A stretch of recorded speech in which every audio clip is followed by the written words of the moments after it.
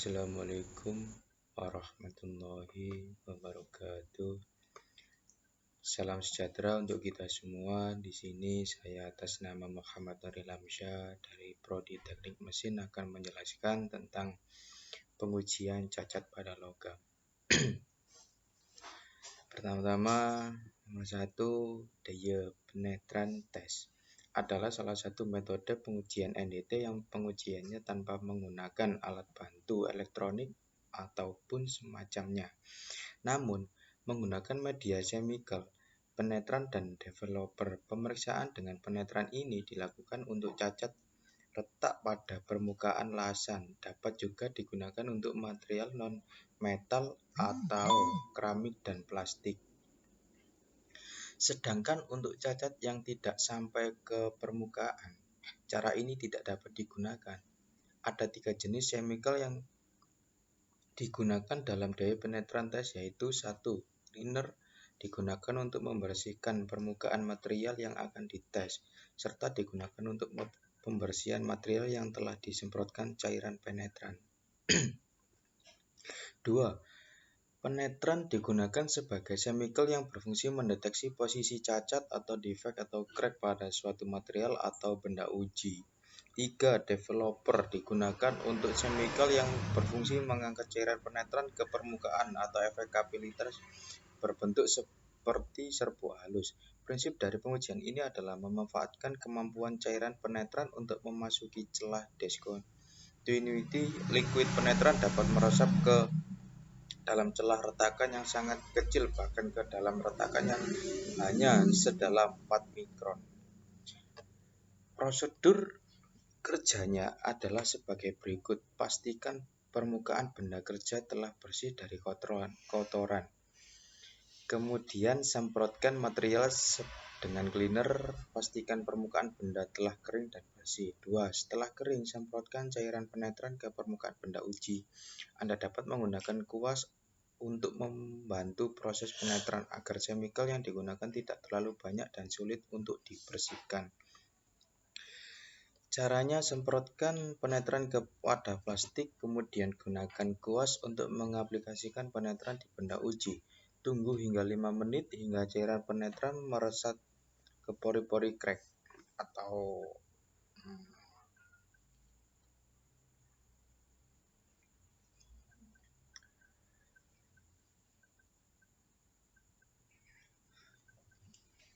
3. Setelah 5 menit, gunakan macun atau kain bekas yang telah disemprotkan cleaner. Kemudian material uji dilap dengan menggunakan macun tersebut. 4. Setelah permukaan kering, semprotkan developer ke permukaan benda uji dan tunggu selama 10-30 menit. 5. Setelah 10-30 menit, crack akan muncul ke permukaan, kemudian segera didokumentasikan sebagai langkah dalam pembuatan laporan. 6. Setelah selesai, gunakan cleaner untuk membersihkan permukaan benda yang telah diuji. Sisa chemical di material uji dapat menyebabkan timbulnya korosi. Pastikan material uji telah bersih kembali.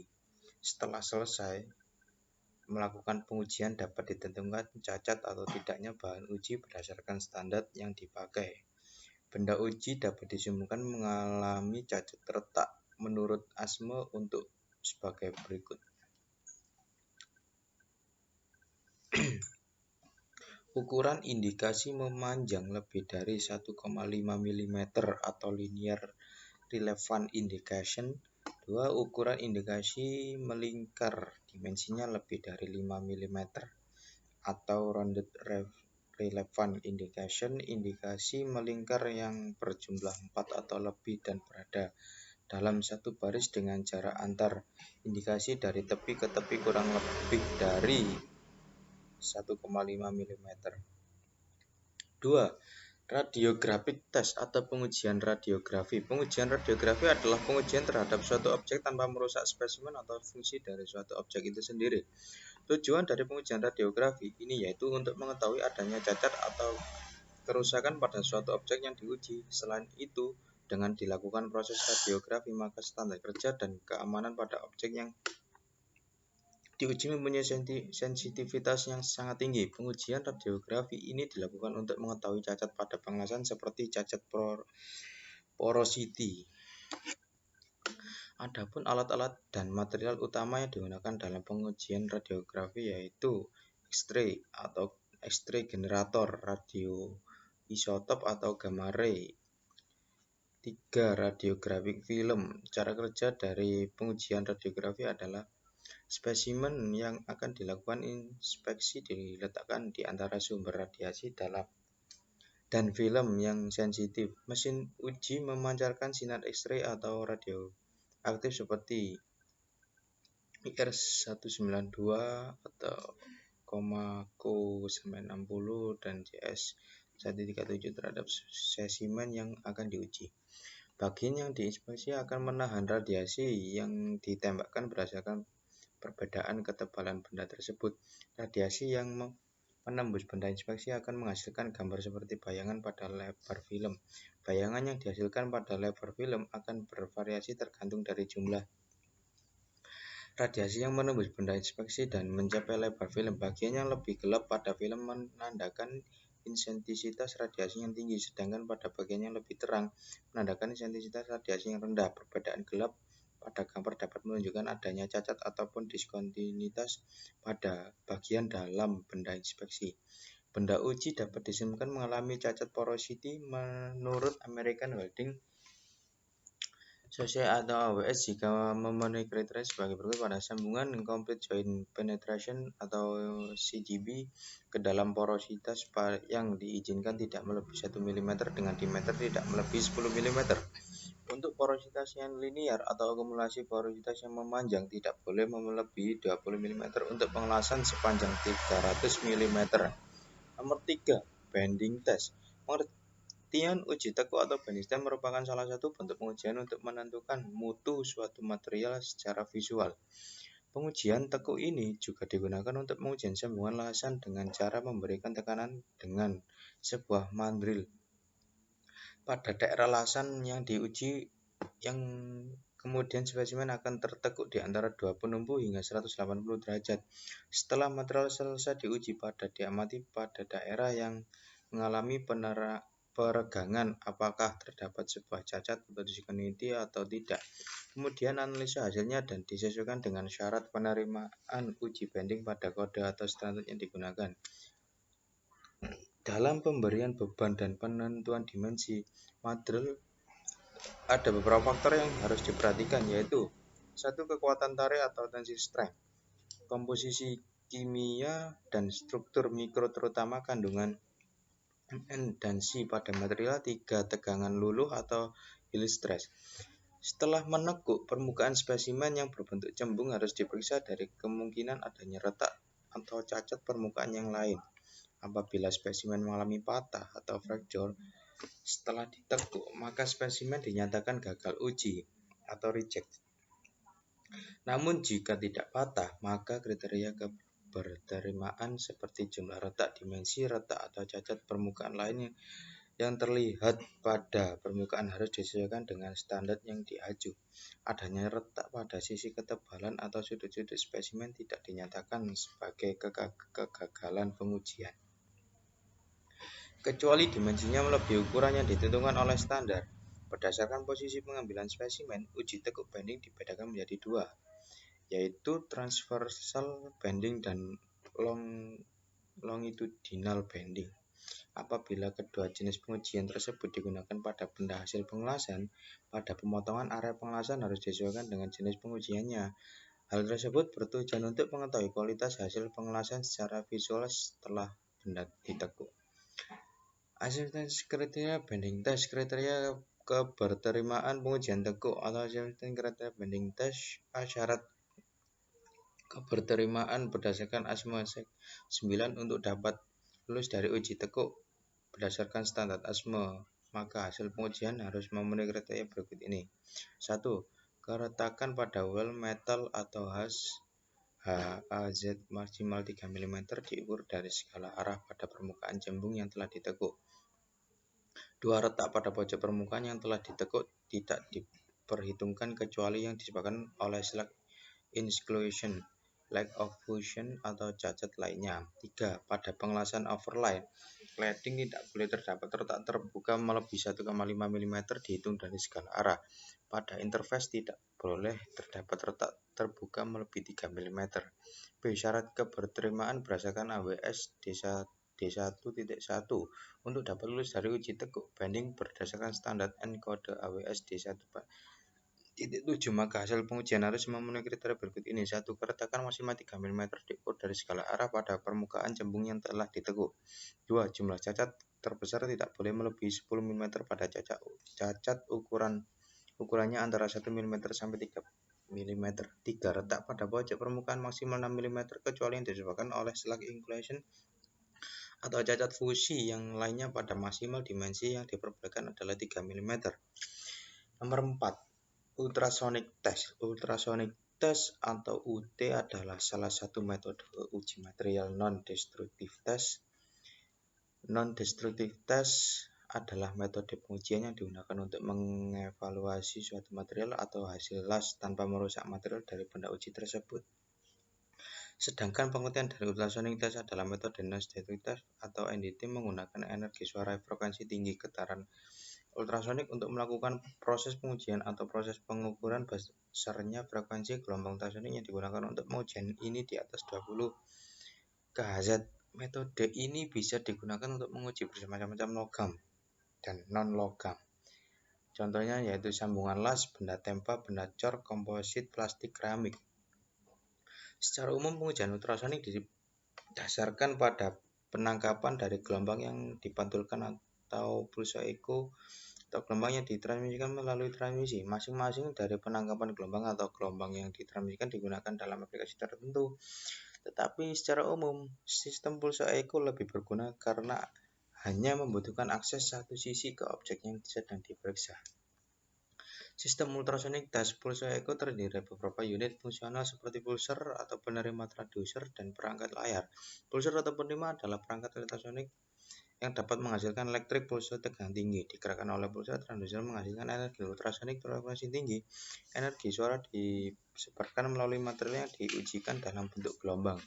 Ketika ada kontinuitas seperti retakan di jalur gelombang, sebagian energi akan dipantulkan kembali dari permukaan cacat. Sinyal gelombang yang dipantulkan diubah menjadi sinyal listrik oleh transducer dan dimainkan di layar. Untuk mengetahui kecepatan gelombang, waktu perjalanan dapat secara langsung terkait dengan jarak yang ditempuh oleh sinyal. Dari sinyal, informasi tentang lokasi reflektor, ukuran, orientasi, dan fitur lainnya terkadang dapat diperoleh. Beberapa kegunaan dari metode ultrasonic test diantaranya yaitu 1. Mendeteksi cacat pada hasil pengasahan material logam. 2. Retak. 3. Laminasi. 4. Slack inclusion. 2. Porosity. 5. Incomplete penetration. 6. Mengukur ketebalan material atau flat. 7. Evaluasi material. 8. Menganalisis karakteristik material. 9. Sinyal komunikasi material. 10. Alat kedokteran dan seterusnya. Jenis instrumen ultrasonic test adalah sebagai berikut. 1. Ultrasonic test wall thickness digunakan untuk mengetahui ketebalan material yang diuji. Pada ultrasonic test jenis ini, data yang ditampilkan pada alat merupakan data digital berupa angka ketebalan dari material yang diuji. 2. Ultrasonic test flow detector adalah instrumen untuk pengujian bahan yang digunakan untuk mendeteksi cacat yang ada di dalam material uji.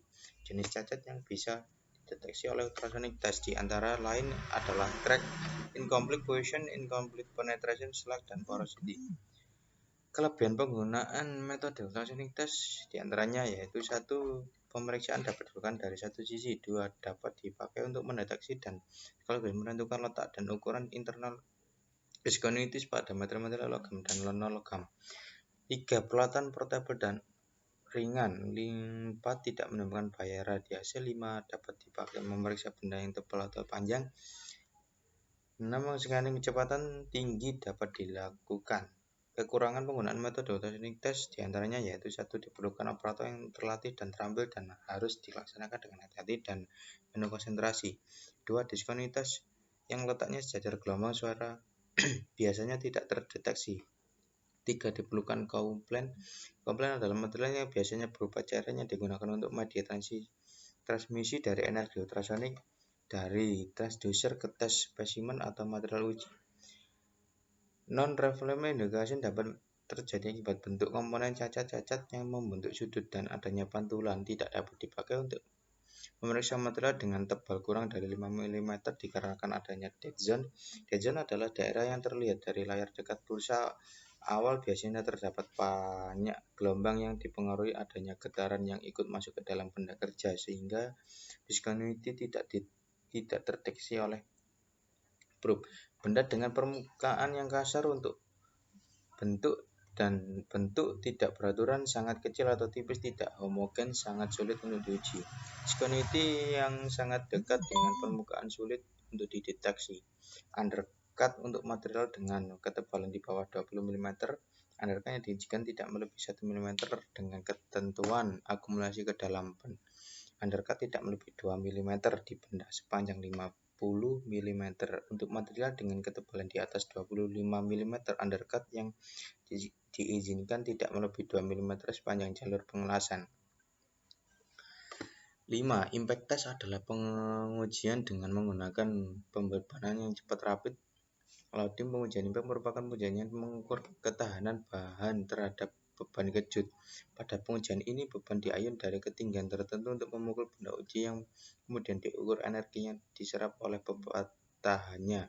Impact test merupakan suatu pengujian yang dilakukan untuk menguji ketangguhan suatu spesimen bila diberikan beban secara tiba-tiba melalui tumbukan. Untuk menentukan sifat perpatahan suatu logam, keuletan maupun kegetasannya dapat dilakukan suatu pengujian yang dinamakan dengan uji impact. Umumnya pengujian impact menggunakan batang bertaki. Berbagai jenis pengujian impact batang bertaki telah digunakan untuk menentukan kecenderungan bahan untuk bersifat getas. Dengan jenis uji ini dapat dilakukan perbedaan sifat bahan yang tidak teramati dalam uji tarik. Metode pengujian impact ada dua, yaitu metode carpi batang impact biasa banyak digunakan di Amerika Serikat. Benda uji carpi mempunyai luas penampang lintang bujur sangkar 10 x 10 mm dan mengandung taki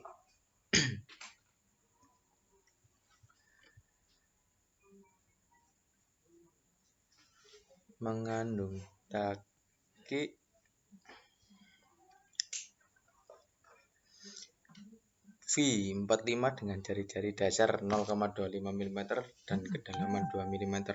Benda uji diletakkan pada tumpuan dalam posisi mendatar dan bagian leg yang bertaki diberi beban impact dengan ayunan bandul. Benda uji akan melengkung dan patah pada laju regangan yang tinggi kira-kira 103 detik. Dua metode izot. Benda uji izot mempunyai penampang lintang bujur sangkar atau lingkaran dan bertaki. V di dekat ujung yang dijepit. Angka kuat pukul impact adalah joule, yaitu hasil bagi dari gejala pukul dalam kilogram terhadap penampang dalam sentimeter dari benda uji yang diukur dari luas penampang yang diberi takikan dalam sentimeter. Uji impact metode izot. Metode carpi. Pada penelitian ini, uji impact yang digunakan pada metode carpi, di mana spesimen disokong pada kedua ujungnya dan takikan dibuat di tengah dari spesimen uji.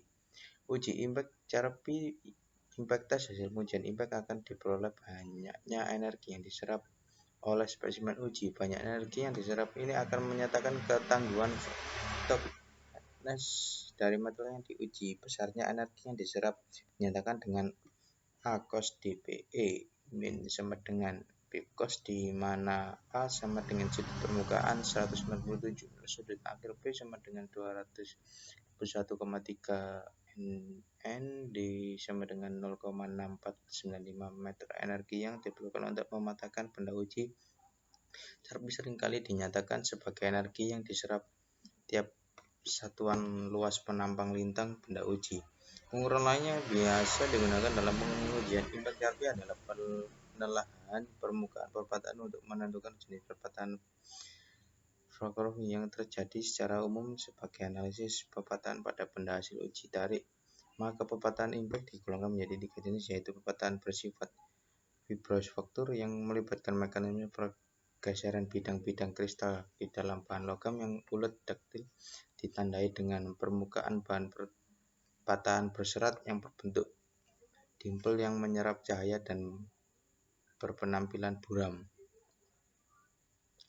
Perpatahan granulasinya dihasilkan oleh mekanisme pelonjaran nuklir pada butir-butir dari bahan logam yang rapuh berat ditandai dengan permukaan patahan yang datar yang mampu memberikan daya pantul cahaya yang tinggi. Mengkilat perpatahan campuran berserat dan granula merupakan kombinasi dua jenis perpatahan di atas selain dengan harga impact yang ditunjukkan oleh alat uji pengukuran ketangguhan suatu bahan dapat dilakukan dengan memperkirakan benda persen patahan berserat dan patahan kristalin yang dihasilkan oleh benda uji yang diuji pada temperatur tertentu. Semakin banyak presentasi patahan tersebut, maka dapat dinilai semakin tangguh bahan tersebut. Cara ini dapat dilakukan dengan mengamati permukaan patahan benda uji di bawah mikroskop stereoscan. Hal ini dapat disebabkan oleh peningkatan laju regangan atau penurunan suhu usaha dari perpatahan. Pembelahan jauh lebih sedikit dari usaha perpatahan penggabungan rongga mikro karena melibatkan lebih sedikit deformasi plastis. Perubahan pada mekanisme perpatahan kemudian akan menyebabkan transisi ulet ke getas secara tajam dan energi impact lebih. Sekian penjelasan dari saya tentang pengujian cacat logam. Sekian, terima kasih. Wassalamualaikum warahmatullahi wabarakatuh.